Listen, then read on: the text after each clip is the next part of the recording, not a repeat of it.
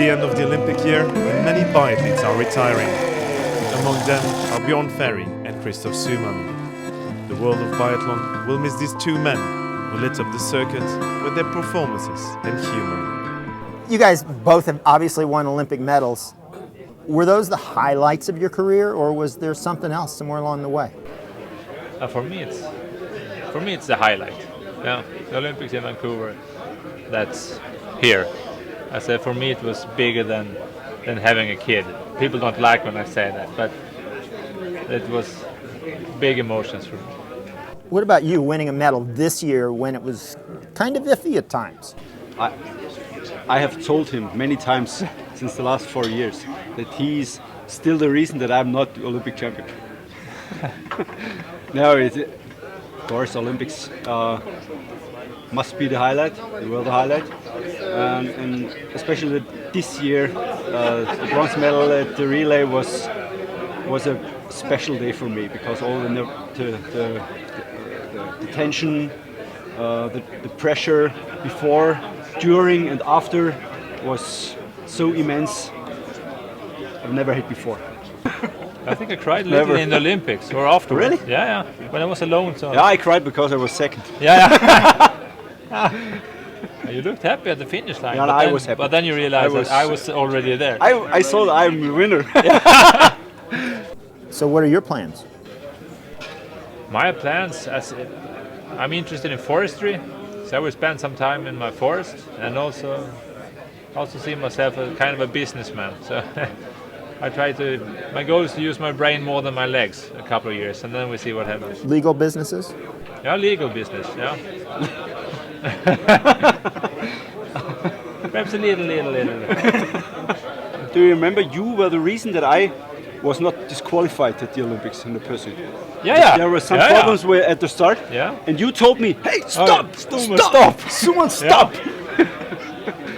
And this was in Vancouver? Yeah, at the pursuit. At the pursuit. We were standing next to each other, and I guess it was Legilek and Tila. They weren't starting too early.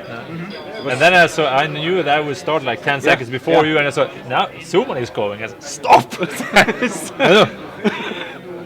I knew it. So I'm the reason that you have a medal too. Yeah. What has been the key to just staying in this sport for a long time? I think for me I'm curious, and I think it's like the same rules in every business, that if you're curious, you want to develop, and then that you want to be better, that you see what the other athletes do, you pick up the new stuff. It's important that you can change over time and learn new things.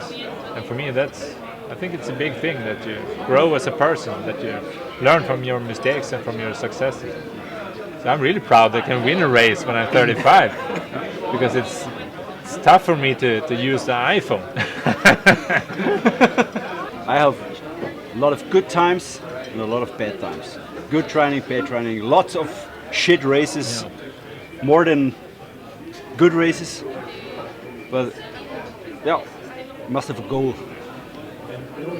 What's the funniest or most memorable experience that you've had over all these years in all the World Cups, World Championships, Olympic Games? At the Olympics 2002, I was in a good way for a good result. I was clean on the prawn, and I came to the standing shooting. I was never doing the penalty loop before, and I had 2 mistakes. I had problems to get in. I was scary. I was afraid, and that I missed the penalty to ski the penalty.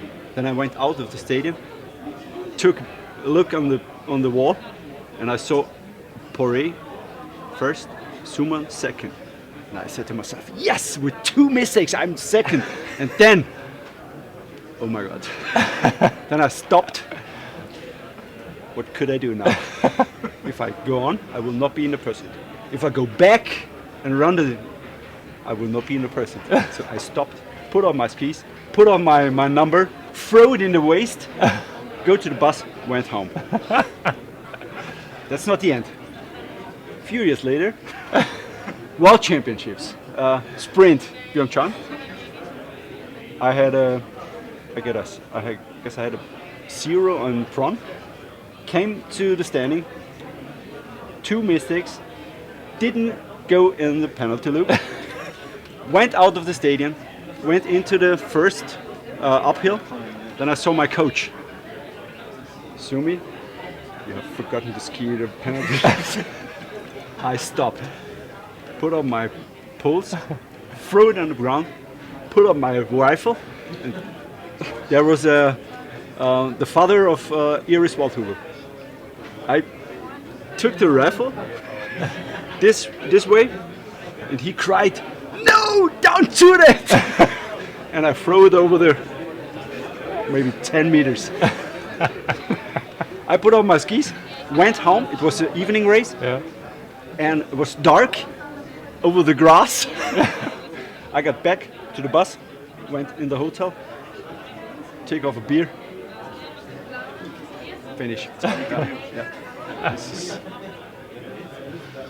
Oh, that's a good one. Happens. Shit happens sometimes. Sometimes twice. The same thing. What are you going to miss about this? Anything? The people, the travel? I think it's mostly the people and the atmosphere. Being in training camp, being at the venues, the competitions, of course. And especially will not miss the last loop of any race. When you all see black, everybody's hurt.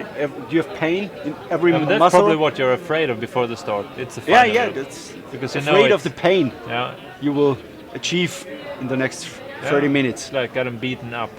Families, you both have young kids. Is that maybe another reason to leave at this point? Yeah, I stay away from home for 180 days each year. And I have a son, he's 2.5, I will be 3 this summer. Then if you ask me, do you want to go to Kontiolahti next winter or do you want to stay with your child? It's easy choice for me. My daughter is 10. She's competing in cross country and biathlon. She has a lot of races. And I have and I will follow her.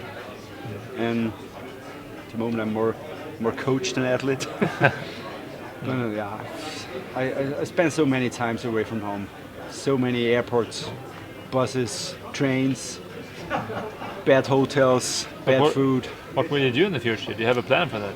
No, No? not yet. No? It's my last race on Sunday. I hope I will be in the master. Yeah? And then Monday I will open the newspaper and let's see. Thanks, guys. That was super. Thanks. You see, we're getting old. We talk always too long. It's like 80-year-old guys. Blah, blah, blah, blah, blah, blah. Lucky.